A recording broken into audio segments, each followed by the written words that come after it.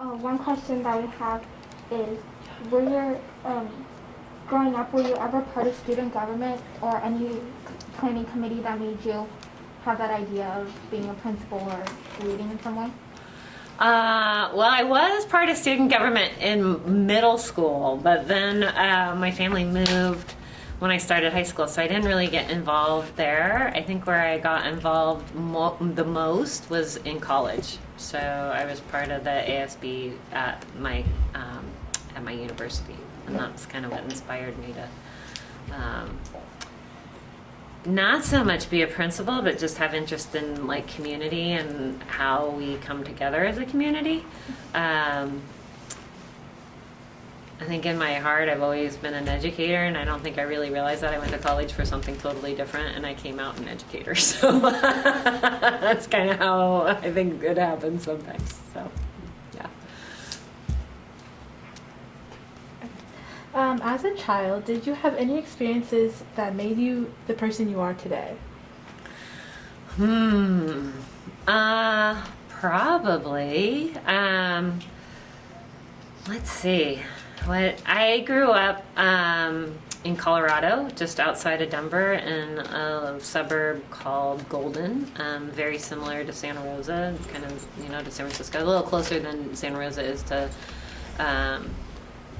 San Francisco, but my parents were very into the outdoors and doing things outdoors, so we spent a lot of time skiing and sailing, and I was a swimmer. I swam all through from about the time I was 5 all the way through college, so that's kind of one of the things that got me through college, was having team members who I could kind of lean on as I was learning how to be a college student. So I think those things were huge factors. Looking back now, my dad just recently passed away this year, and so it's been a year of reflection and kind of looking at who my dad was in my life, and I think there's a lot of like my work ethic and how I go about myself in life have to do with my parents, because they were very they just believed in that it takes a community to make a community work, and so they were very involved in a variety of ways, and so I think that's part of who I try to be, is just involved. Yeah. Marcy, would you like to ask a question now? Do you have a follow-up question? Okay, two actually. Just from what she said. How do you think these experiences have? Just a sec. How do you think these experiences have affected you?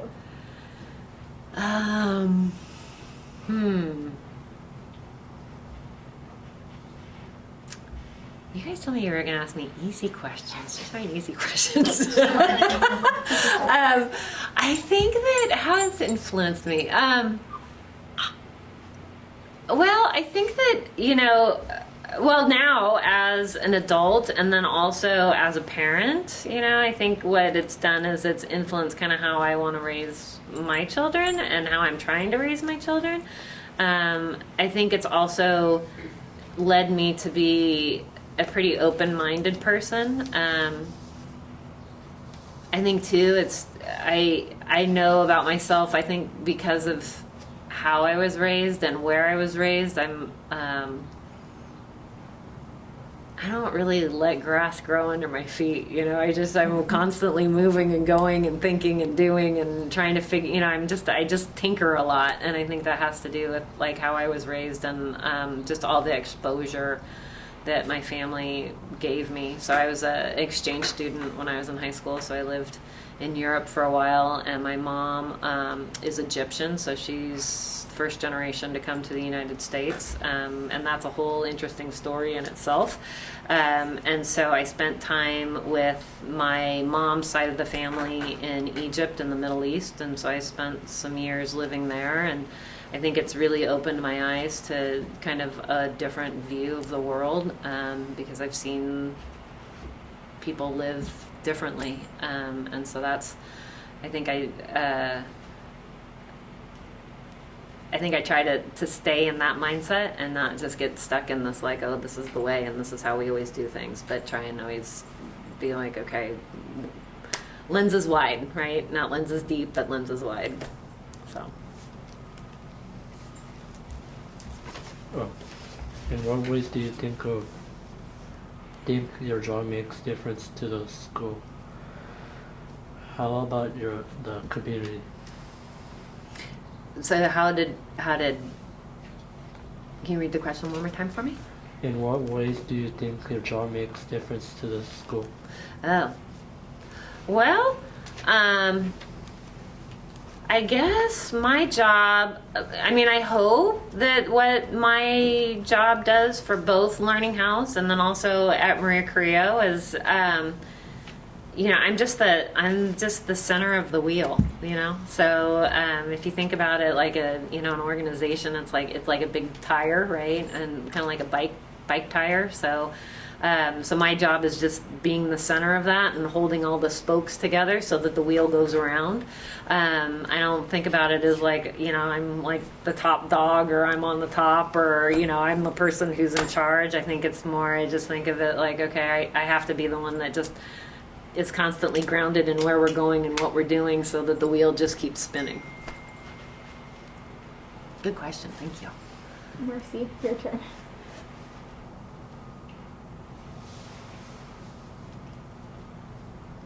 Did something in your childhood impact your decision on your career, or something that you had throughout your teenage years?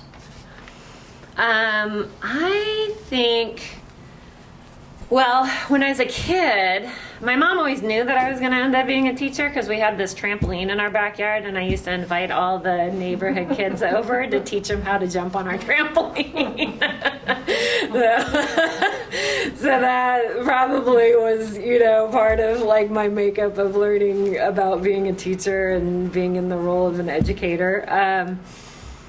I think what had the most profound, and this isn't as a, you know, this is more as a young adult. So my first husband and daughter were killed in a car accident, and so I was, you know, basically alone, and it definitely changed the course of my life. Like before that, I was a career teacher, and I was going to be a teacher forever, and after their death, I realized that there was kind of more to the world and I needed to think a little bit bigger. And that's like when I went back to school and got my administrative credential and my master's and kind of broadened my perspective in my career.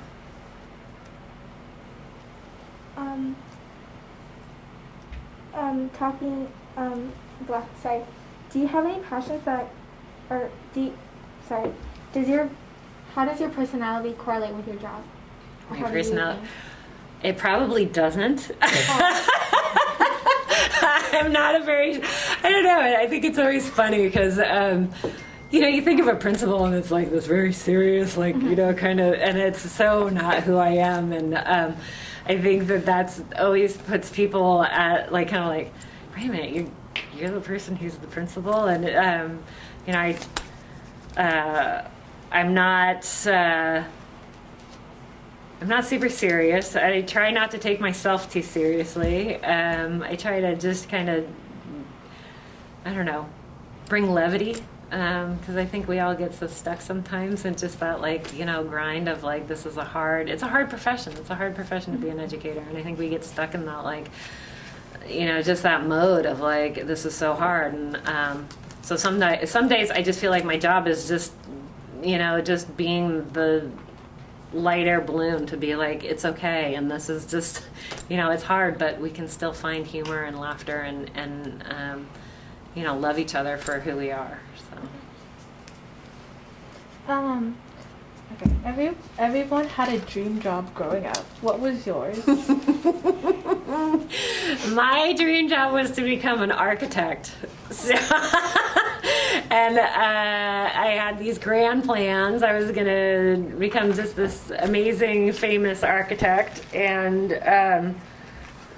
got into college and realized how much math it was, and I was out. So yeah, and then I went through a series of renditions of different things that I thought I wanted to do, and finally came back to the passion of teaching kids to jump on the trampoline, and here I am.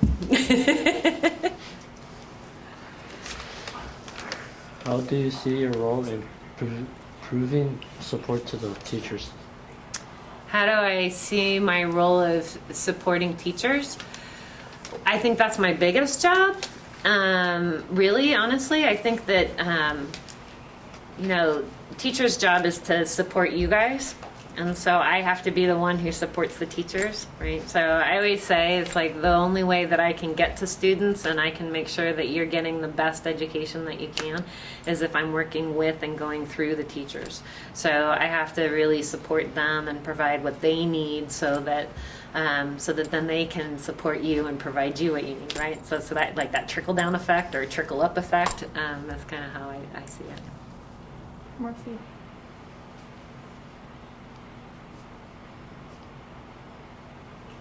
Mercy, it's your turn. I'm looking for another question. Okay. Did you travel as a kid, and does your job affect your traveling? Oh, that's a really good question. Yes. So my parents were big into traveling and seeing the world. So we traveled a lot when I was younger. A lot within the United States, and I would say kind of, Northern and Central America areas. I think it was later in my life that I started traveling further away. And yes, it definitely puts a crimp in that because I would love to travel like all the time. But I have to also say the fact that it's pretty amazing that, as an educator, we get our summers and time that I can just disappear and I can take my family and we can go and see different parts of the world and do different things. You said you were a teacher in the past. What subject did you teach? So I started as a middle school teacher. That was my first assignment. And I taught English and social science. So I taught at Altamira Middle School, which is in Sonoma, the town of Sonoma. And my very first assignment was teaching on a blended 6, 7, 8, so very similar to you guys at the Learning House. And we did, I taught 8th grade English in the morning, and then in the afternoon we pushed together the 6th, 7th, and 8th graders, and we would do kind of these project classes. And so I taught social studies through projects, and so we did all these kind of cool, fun things. And then, had my first child, and we realized how expensive it was to live down here, so we moved back up to Oregon, which is where my first husband and I met, and I started teaching at the high school level, and that's where I ended my teaching part of my career. When you said you taught 7th, 8th, and 9th, was that a inspiration or something that was put into the Learning House? Is that a reason why? I think I don't know if it's a reason why, but it definitely has some influence. Like, there's some experience in my past that I was like, oh yeah, this was good. It was good for teachers. It was good for students. We thrived in that setup.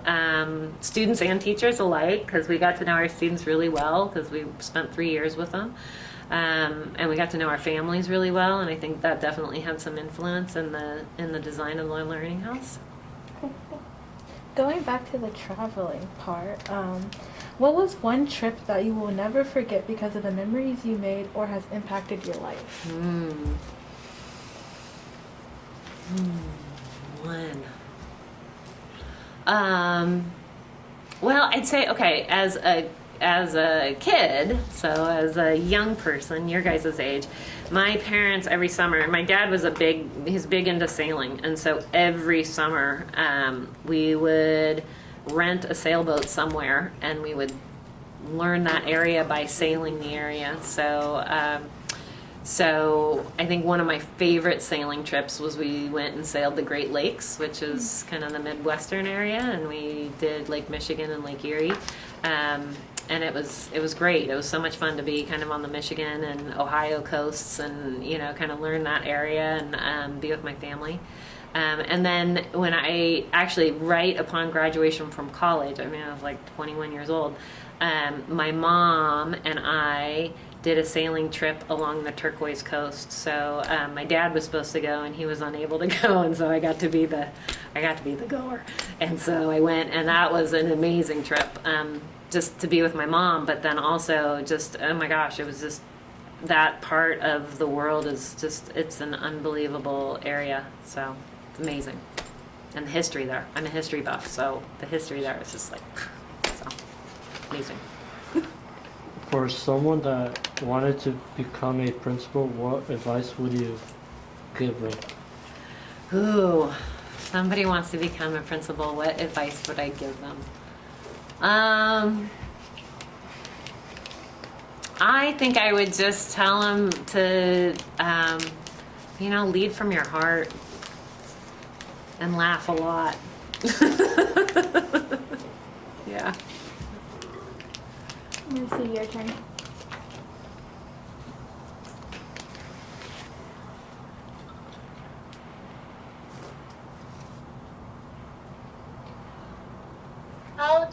How did COVID impact your personal life? And are you okay or struggling with something? So I would say myself and my family are probably some of the luckier folks in terms of COVID. I have 2 children at home, and we have one who's older and lives up in Oregon still, and they're all doing fine. My 2 boys, I think it's good for them to be back in school. They need it. They need to be around other students. My husband is still working and worked all the way through, and I was lucky to work all the way through. So I think that was, I count that as very fortunate. I think emotionally it's definitely taken a toll. I think, like all of us, I think we're just kind of ready to come out of this cocoon and kind of have some semblance of a life back. I think the hardest thing that probably happened for my family was, my dad died from COVID-related complications.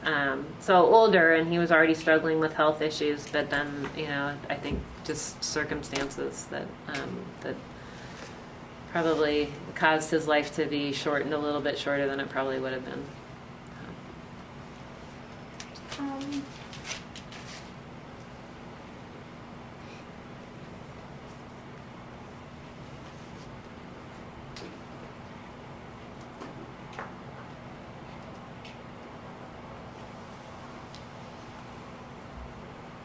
How does your job make you feel at the end of the day? Do you feel passionate and happy, or what are thoughts that you have?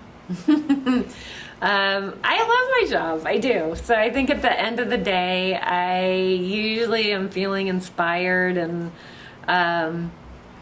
like there's satisfied, that it was a day well spent.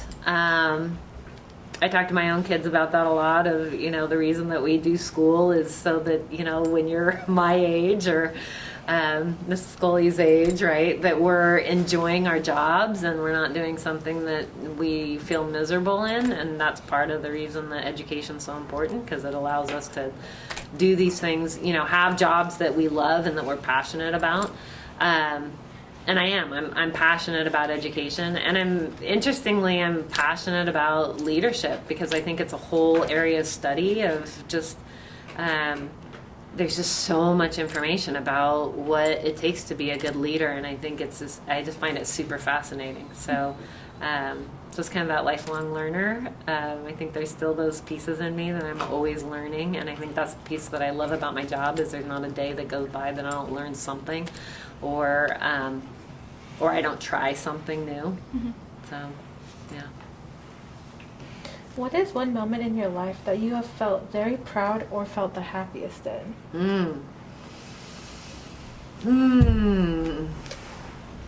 Well, I think it would go twofold, right? So one side is like my personal life. I'd say, the moments of great joy and happiness has been, the birth of my children. So, an amazing thing. And and watching them grow up is just an incredible opportunity and experience in itself.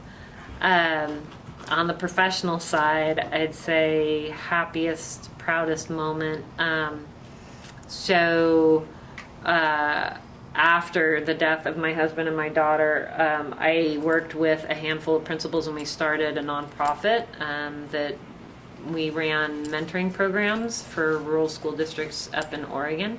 And then that developed and we started implementing family resource centers for those school districts because families in those areas had to make really hard choices about travel to get medical help or to get dental help or to be able to even go and buy and purchase food. So we started bringing those resources to them by providing these family resource centers on the school campus because it was closer, so they wouldn't have to make a choice whether they pay rent or they drive into town and pay for medicine. So I think that's one of my most proud moments was the ability for us to develop that system and those programs for those schools. And make sure that our families in that community were taken care of.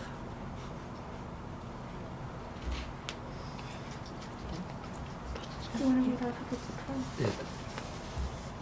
We have a question? The 25 cents, you can pick one. Oh.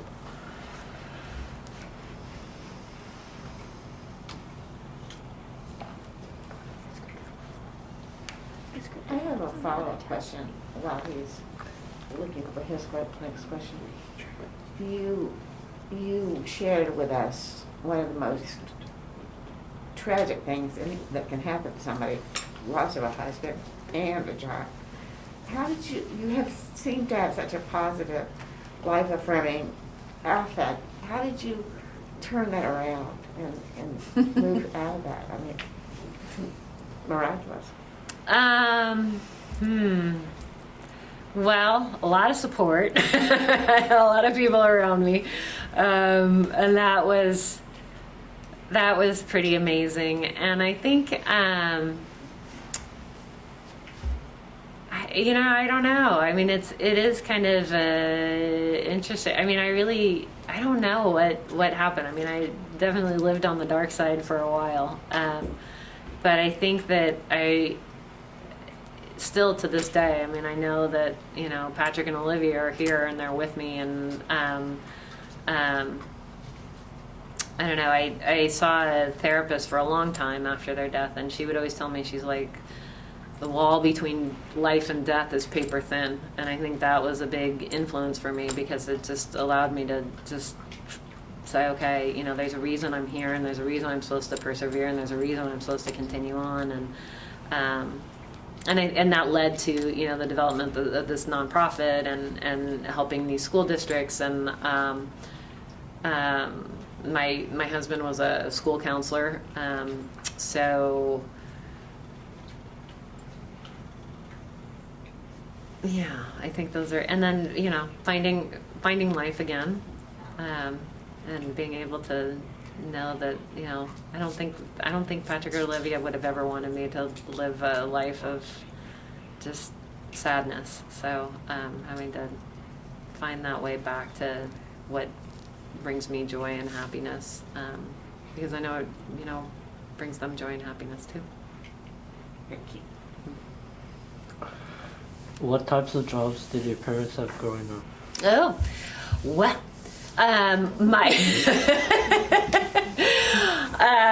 so my mom, she was a teacher, and she taught, actually at the time, taught home ec, which now kind of falls in kind of that culinary realm. So she taught cooking, but they also had like sewing and all those different kinds of things. So there was a lot more to it then than I think there is now. And then my dad, and I think this is where I get kind of this tinkering thing from. My dad he just was an entrepreneur. I mean, he kind of jumped from one business to the next and starting a new business to the next. So he was a pretty incredible I'd say businessman. So he and my uncle started a business in the Midwest that had done quite well, and then my dad left, and he was hired, which to you guys probably doesn't mean a whole lot, but as adults, it's kind of a interesting trajectory. He was hired at the Graduate School of Theology, which is in Berkeley.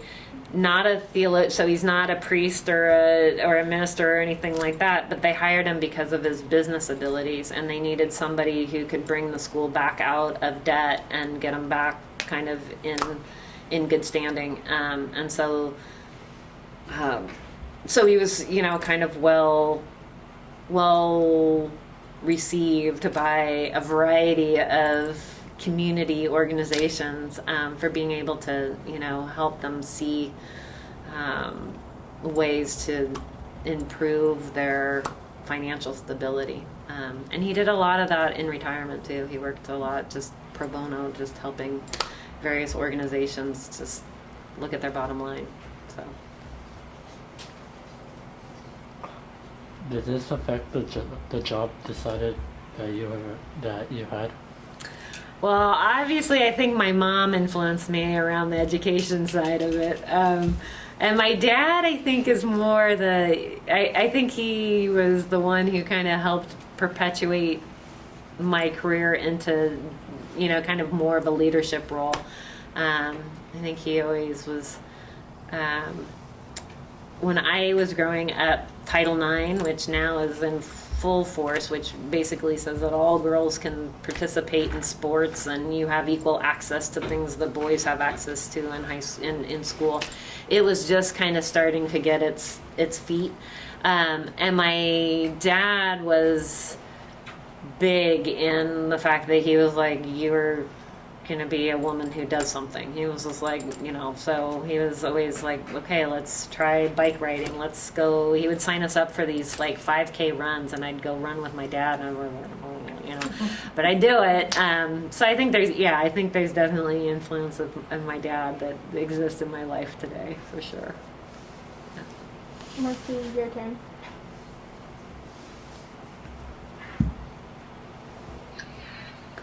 What was something really funny that happened in your school when you were studying for your job, and you think that's gonna stay in your head forever? Like something that came with your learning experience.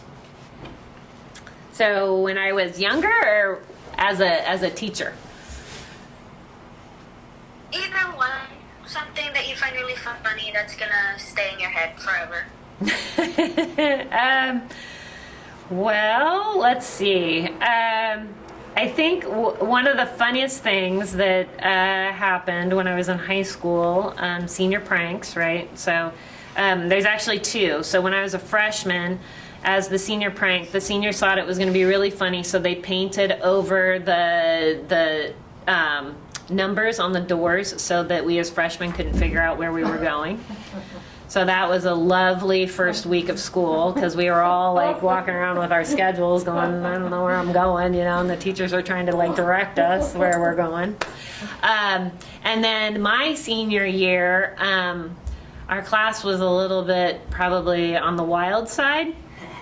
And so there was this foyer, so this entrance, and it was two glass doorways, and in between was kind of like this, you go through one set of doors, and it's like kind of this foyer, and it's not very big, maybe, I don't know, from here to there, right? That's probably the width of it.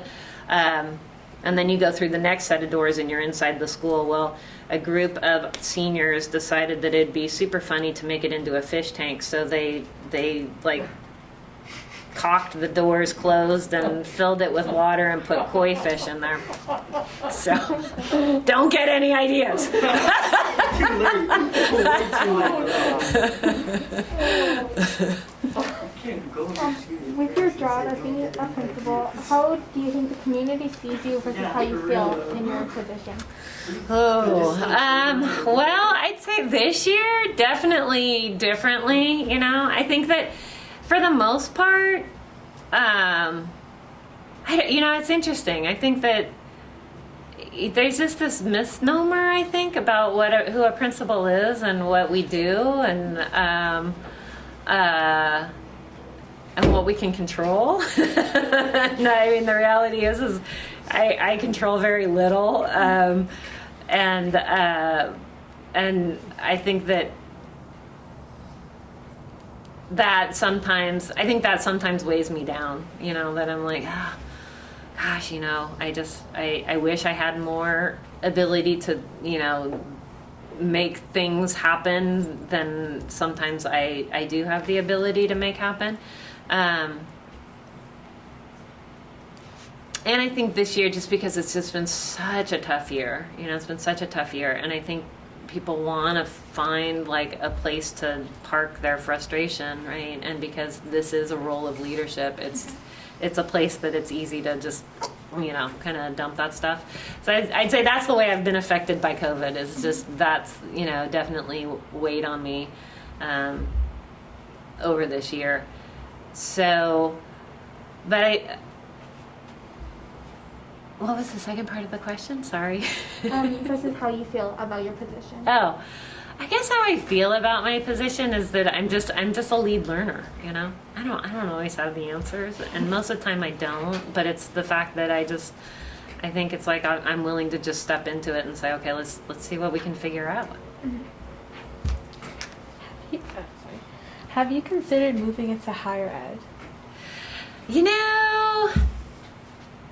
I have, but I don't know. There's something about this age group that I just love. I just love being around you guys. It's so much fun. So I think somewhere in my head I'm still like 13. So I love hearing your stories. I love just, talking with you and just understanding what's going on in your worlds, because your world is so different than it was when I was your age. And so I love to just understand it a little bit more.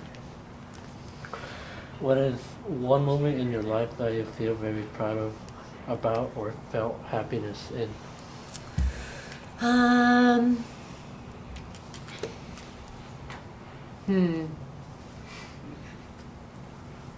Well, I think probably, my family and marrying my husband, and I think I'm super proud of, the Learning House and our teachers who have really worked incredibly hard this year to create something new and different that hasn't happened before, and in a year that's just incredibly different and hard. So that's definitely a moment of pride and joy. Marcy? We're about 5 minutes out, everybody. 5 to 12. You can start with scripted questions if you want. How did you realize that you had to try harder in school to be able to get the job you have now? Like, were there any struggles? Yes. Yes. I was probably not. I think that this is always the interesting part of the question, because I think people always think that as a teacher or as a principal, I was like the A student in school, and I was far from. So I struggled through high school. I did okay, but I wasn't great. I got by. And then when I applied for colleges, I did not get accepted to any of the schools that I had applied to. And I got accepted to one state school, and so I went, not really wanting to go there. So I didn't go there for the right reasons. I went because I thought, I'm supposed to go to school, so off I go. And it was a disaster. I failed out of college after a year. So came home and kind of with my tail between my legs and like, oh my gosh, I just was so disappointed and just like ashamed of myself. Like, how could I have let this happen? But I think it was also probably the best thing that ever happened to me, because it really forced me to think about who I am and who I wanted to be. So I took a year off. I went and skied for a year basically, and and worked kind of odd jobs, and And that taught me, I was like, because I thought, all right, college isn't for me. I'm out. I'm not doing it. And I went and lived up in Ketchum, Idaho, and skied a lot, and hardly made any money, and was scrubbing to get 2 pennies rubbed together to pay my rent. And I just realized how hard that life was, and I was like, okay, I got to go back. And so I, picked myself up, and I moved back home, and I went to community college for a year and got my grades back up, and then transferred to the University of Oregon, where I finished my undergrad and graduate work. So, so there was struggle. I think my parents were grateful to see me kind of go back at it again. I think they were a little worried, like, oh my gosh, what's going to happen to her? But I figured it out. Is there anything else that you would like to add or add? No, I don't think. You guys had great questions, and I'm just so honored that you asked me to come and be a part of your special day. This is amazing. I just have one last question. Yeah. Do you think college is worth it? Because it's a big debate telling kids to go to college. Some people say it is, some people say it's not. Wow, I think that's Chloe, I think that's an excellent question, because I think it really, do you want my honest opinion? Okay, here's my honest opinion.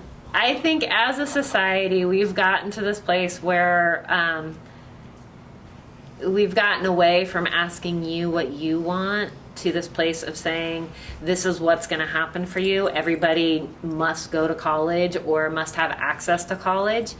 I believe that's correct. I think we should give you access, but I think it should be your choice of what you choose to do. And I think that there's so many options out there now that didn't exist when I was your age, and I think there's going to be more. And you look at now, like, the things that young people do that don't necessarily demand a 4-year degree, right? That there's opportunities to get a certificate that leads you into an industry that then maybe, upon that you go, oh my gosh, I have this deeper passion for it, and now I'm ready to go back to school.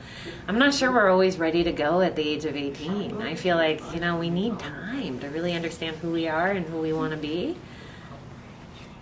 And if you're a lifelong learner, it's going to be there for you forever. Forever. Thank you. Do you have any more questions? No. Okay. Mercy, Okay. any more questions? Are there any questions from the audience? No, unless we're finished with the interview. I think we're pretty much finished. Oh, then we don't want to take our time now, do we? What did she say? So I guess we don't want to take our time then, do we? Well, thank you, everybody. Well Yes, done. thank you. Nicely done, you guys. You